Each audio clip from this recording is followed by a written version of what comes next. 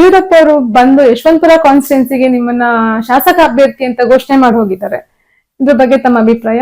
ಯಡಿಯೂರಪ್ಪನವರು ನಮ್ಮ ನಾಯಕರು, ನಮ್ಮ ಹಿರಿಯರು, ಅವ್ರದೊಂದು ಆಸೆ, ನನ್ನ ಮೇಲೆ ಒಂದು ಪ್ರೀತಿ ಹೇಳಿದ್ದಾರೆ.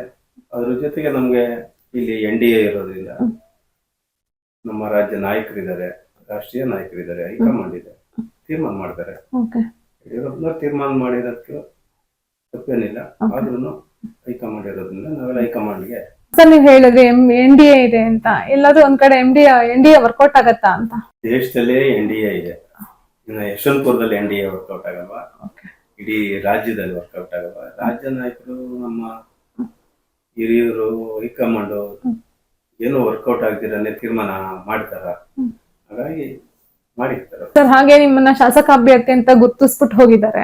ನೀವು ಯಾವ ರೀತಿ ಕ್ರಮಗಳನ್ನ ತಗೋತಾ ಇದ್ದೀರಾ? ಮುಂಬರುವ ಚುನಾವಣೆಗಳಿಗೆ ಯಾವ ರೀತಿ ತಯಾರಿ ಆಗ್ತಾ ಇದ್ದೀರಾ? ಈಗಾಗಲೇ ಒಂದ್ ಬಾರಿ ನಿಂತು ಸೋತಿದ್ದೀನಿ. ನಂಗೆ 2-3 ಬಾರಿ ನಿಲ್ಬೇಕಾಯ್ತು. ನಮ್ಗೆ ನಮ್ಮ ಪಕ್ಷದಿಂದ ನಮ್ಮ ಹಿರಿಯರು ಒಪ್ಪಿಗೆ ಮರಿಗೆ ನನ್ಗೆ ನಿಲ್ಸಿಲ್ಲ, ಟಿಕೆಟ್ ಕೊಟ್ಟಿಲ್ಲ. ಚಾಮರಾಜನಗರದಲ್ಲಿ ಕೊಡ್ಬೇಕಿತ್ತು, ರಾಮನಗರ ಕೊಡ್ಬೇಕಾಯ್ತು, ಮೊದ್ಲು ಇಲ್ಲೇ ಯಶವಂತಪುರನೇ ಕೊಡ್ಬೇಕಿತ್ತು. ಕಾರಣಾಂತರಗಳಿಂದ ಯಶವಂತಪುರ ಬಿಟ್ಟು ಬೇರೆ ಕಡೆ ನಾನು ಪ್ರಯತ್ನ ಮಾಡ್ಬೇಕಾಯ್ತು.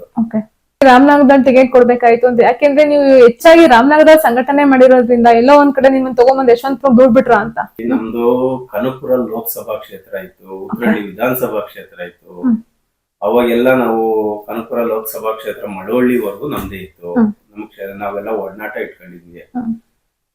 ನಮ್ಗೆ ರಾಮನಗರ ಜಿಲ್ಲೆಯಲ್ಲಿ ಬಿಜೆಪಿ ಕಮ್ಮಿ ಆಗಿದ್ರಿಂದ ಯಾವುದೇ ಒಂದು ಪ್ರಯತ್ನ ಮಾಡಬೇಕು, ನಮ್ಮ ಭಾರತೀಯ ಜನತಾ ಪಕ್ಷದ ಒಳ್ಳೆ ನಾಯಕರಿಗೆ ಅವಕಾಶ ಸಿಗಲಿ ಅನ್ನೋ ಒಂದು ಉದ್ದೇಶದಿಂದ, ಸಂಘಟನೆ ಮಾಡೋ ದೃಷ್ಟಿಯಿಂದ ನನಗೆ ರಾಮನಗರದಲ್ಲಿ ತಾಲೂಕು ಅಧ್ಯಕ್ಷ, ಜಿಲ್ಲಾಧ್ಯಕ್ಷ ಆಗಿ ಅಭ್ಯರ್ಥಿ ಮಾಡಿ ಮತ್ತೆ ಸಂಘಟನೆಯಲ್ಲಿ ತೊಡಗಿಸ್ಕೊಂಡಿದ್ದಕ್ಕೆ ಅಲ್ಲಿ ಪ್ರಬಲವಾಗಿ 2 ಬಾರಿ ಬಿಜೆಪಿ ಗೆಲ್ಲೋ ಪರಿಸ್ಥಿತಿ ಆಯಿತು. ಹಾಗಾಗಿ ನಾವು ಅಲ್ಲೇ ನಿಲ್ಬೇಕು ಅನ್ನೋದೇನಿಲ್ಲ. ನಾನು ಮೊದಲು ಪ್ರಯತ್ನ ಪಟ್ಟಿದ್ದೆ 2008ರಲ್ಲಿ ಯಶವಂತಪುರದಲ್ಲಿ. ಪಕ್ಷ ಹೈಕಮಾಂಡ್ ಅವ್ರ ನಿರ್ಧಾರದಂತೆ ನಾನು ಹೋಗಿ ರಾಮನಗರದಲ್ಲಿ ನಿಂತೆ. ಸರ್, ಯಶವಂತಪುರ ಕಾನ್ಸ್ಟಿಟ್ಯೂನ್ಸಿನಲ್ಲಿ ಏನೇನ್ ಸಮಸ್ಯೆಗಳಿದಾವೆ ಅಂತ ಅರ್ಥಕೊಂಡಿದ್ದೀರಾ ಅಂತ? ನಾನು ಯಾವ್ದೋ ಬೇರೆ ಜಿಲ್ಲೆಯಿಂದನೋ, ಬೇರೆ ತಾಲೂಕಿಂದನೋ, ಬೇರೆ ಊರಿಂದನೋ ಬಂದಿದ್ರೆ ಈ ಕ್ಷೇತ್ರದ ಸಮಸ್ಯೆಗಳು, ಆಗು ಹೋಗುಗಳು ಗೊತ್ತಿಲ್ದಿದ್ರೆ ಅನ್ಬೋದಿತ್ತು. ಹುಟ್ಟು ಬೆಳೆದಿರೋದಿಲ್ಲೇ, ಯಾವ ಊರು, ಯಾವ ಗ್ರಾಮ, ಯಾವ ಗ್ರಾಮದ ವ್ಯಕ್ತಿ ಎಲ್ಲ ಗೊತ್ತಿರ್ತಕ್ಕಂತ ಒಬ್ಬ ಸಾಮಾನ್ಯ ಮನುಷ್ಯ ನಾನು. ಇಲ್ಲೇ ಹುಟ್ಟಿ, ಇಲ್ಲೇ ಓದಿ, ಇಲ್ಲೇ ಬೆಳೆದಿರ್ತಕ್ಕಂತ ಒಬ್ಬ ಸಾಮಾನ್ಯ ಮನುಷ್ಯ ನಾನು. ರೈತ ಕುಟುಂಬದಿಂದ ಇದ್ದವನು, ರೈತ ಕುಟುಂಬದಿಂದ ಬಂದಂತ ವ್ಯಕ್ತಿ ನಾವು. ಹಾಗಾಗಿ ಏನ್ ಸಮಸ್ಯೆ ಇದೆ ಅಂತ ನಮಗೆಲ್ಲ ಅರಿವಿದೆ. ಸರ್, ಕಾನ್ಸ್ಟಿಟ್ಯೂನ್ಸಿನಲ್ಲಿ ಇವಾಗ ನೀವು ಹರ್ಕೊಂಡಿರಂಗೆ ಯಾವ್ಯಾವ ಪ್ರಮುಖ ಸಮಸ್ಯೆಗಳಿದಾವೆ ಅಂತ? ಅದು ಸಮಯ ಸಂದರ್ಭ ಎಲ್ಲ ಬರ್ಲಿ, ಅವಾಗ ಏನು ಸಮಸ್ಯೆ ಇದೆ, ಅದ ಪರಿಹಾರ ಏನ್ ಮಾಡ್ಬೇಕು, ನಮ್ಮ ಕೆಂಗೇರಿಗೆ ಏನು ಒಂದು ಒಳ್ಳೆ ಹೆಸರು ಕೊಡ್ಬೇಕು. ಯಾಕಂದ್ರೆ ನಾವೆಲ್ಲ ಕೆಂಗೇರಿ ಹೋಬಳಿಲಿ ಇದ್ದಂತವ್ರು, ಬೆಳಿಗ್ಗೆ ಎದ್ದು ಕೆಂಗೇರಿ ದರ್ಶನ ಮಾಡ್ತಾ ಇದ್ದಂತವ್ರು.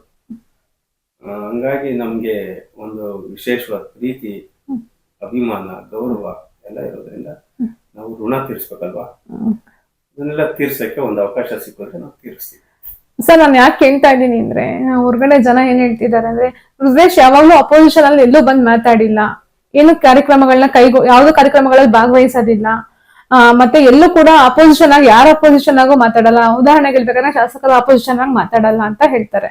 ಎಸ್ ಟಿ ಸೋಮಶೇಖರ್ ಅವರು ನಮ್ಮ ಶಾಸಕರಾಗಿದ್ದರು, ನಾವು ಗೆಲ್ಸ್ತಂತವ್ರು. ನಮ್ಮ ಪಕ್ಷದಿಂದ ಗೆದ್ದಿ ಅವರು ಶಾಸಕರಾಗಿರೋರು. ಇವತ್ತು ಕೂಡ ಬಿಜೆಪಿ ಶಾಸಕ ಅಂತಾನೆ ಹೇಳ್ಕೊಳ್ಬೇಕು, ಕಾಂಗ್ರೆಸ್ ಶಾಸಕ ಅಲ್ಲ. ಹಾಗಾಗಿ ಇವಾಗ ಪಕ್ಷ ಒಂದು ತೀರ್ಮಾನ ಮಾಡೈತೆ, ಹೊರಗಡೆ ಕಳಿಸಿದ್ದಾರೆ, ಅಂದ್ರೆ ಉಚ್ಚಾಟನೆ ಮಾಡಿದ್ದಾರೆ. ಅವರು ಕಾಂಗ್ರೆಸ್ ಹೋಗಿದ್ದಾರೆ ಅಂತ ಅವರು ಇದುವರೆಗೂ ಎಲ್ಲೂ ಹೇಳಿಲ್ಲ, ಇಲ್ಲ ಬಿಜೆಪಿಯಲ್ಲಿ ಇದ್ದೀನಿ ಅಂತಾನು ಹೇಳ್ತಾ ಇಲ್ಲ. ಇವಾಗ ಅನಿವಾರ್ಯ ಕಾರಣ ನಾವು ಸುಮ್ನೆ ನಾವೇನು ಬೇರೆಯವ್ರ ಬಗ್ಗೆ ಮಾತಾಡಕ್ಕೆ ನಮ್ಗೂನು ಒಂದು ನೈತಿಕತೆ ಇದೆ, ನಮ್ದೇ ಆದಂತ ಗೌರವ ಇದೆ.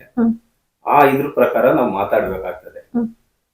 ಯಾರೋ ಮಾತಾಡ್ತಾರೆ ಅನ್ನೋ ಒಂದು ಅರ್ಥದಲ್ಲಿ ನಾವು ಮಾತಾಡೋದು ತಪ್ಪಾಗ್ತದೆ. ಸೋಮಶೇಖರ್ ಅವರು ನಮ್ಮ ಕ್ಷೇತ್ರದಿಂದ ನಮ್ಮ ಪಕ್ಷದಿಂದ ಗೆದ್ದಿರೋದ್ರಿಂದ ನಾವೇ ಅವ್ರಿಗೆ ಬಿಟ್ಕೊಟ್ಟಿರೋದ್ರಿಂದ ನಾವೇ ಗೆಲ್ಸಿರೋದ್ರಿಂದ ಅವ್ರು ಕೆಲವು ಸಂದರ್ಭದಲ್ಲಿ ನಾವು ಮಾತಾಡ್ಬೇಕಾಗ್ತದೆ, ಮಾತಾಡ್ತೀವಿ. ನಂತರ ಅವರು ನಿರ್ಧಾರ ನೋಡಿ ನಾವು ಮಾತಾಡ್ಬೇಕು. ಸರ್, ಎಲ್ಲ ಒಂದ್ ಕಡೆ ಜವರಾಯೇಗೌಡರು ಕೂಡ ನಿಮ್ಗೆ ಅಪೋಸಿಷನ್ ಆಗ್ಬಿಡ್ತಾರ ಒಂದ್ ಕಡೆ ಅಂತ? ಜವರೇಗೌಡರು ಅಪೋಸಿಷನ್ ಆಗ್ತಾರೆ ಅನ್ನೋ ನಾವೆಲ್ಲೂ ಅನ್ಕೊಂಡಿಲ್ಲ. ಅವರು ಪಕ್ಷದ ಶಿಸ್ತಿನ ಸಿಪಾಯಿ ಜವರೇಗೌಡರು. ದೇವೇಗೌಡರು ಏನು ಮಾರ್ಗದರ್ಶನದಲ್ಲಿ ಬಂದಿದ್ದಾರೆ, ಅವರು ಯಾವತ್ತೂ ವಿರೋಧ ಹೋಗಕ್ ಆಗಲ್ಲ. ರುದ್ರೇಶನು ಅಷ್ಟೇ ಪಕ್ಷದ ಸಿಪಾಯಿ, ಜೊತೆಗೆ ಯಡಿಯೂರಪ್ಪನವರ ಕೆಳಗೆ ಬೆಳೆದಂತ ಹುಡುಗ. ಹಂಗಾಗಿ ದೇವೇಗೌಡರು ಮಹಾನ್ ಮೇಧಾವಿಗಳು, ಯಡಿಯೂರಪ್ಪನವರು ಮೇಧಾವಿಗಳು. ಅವರಿಬ್ಬರ ಹೆಸರು ಚ್ಯುತಿ ತರಕ್ಕೆ ನಾವಿಬ್ರು ಮಾಡಲ್ಲ, ನಾನಂತೂ ಮಾಡಲ್ಲ, ಅವರು ಮಾಡಲ್ಲ ಅಂತ ನಾನು ಒಪ್ಕೊಂಡಿಲ್ಲ, ಅನ್ಕೊಂಡಿದೀವಿ. ಯಾವ್ದೇ ಕಾರಣಕ್ಕೂ ಅವರು ಮಾಡಲ್ಲ.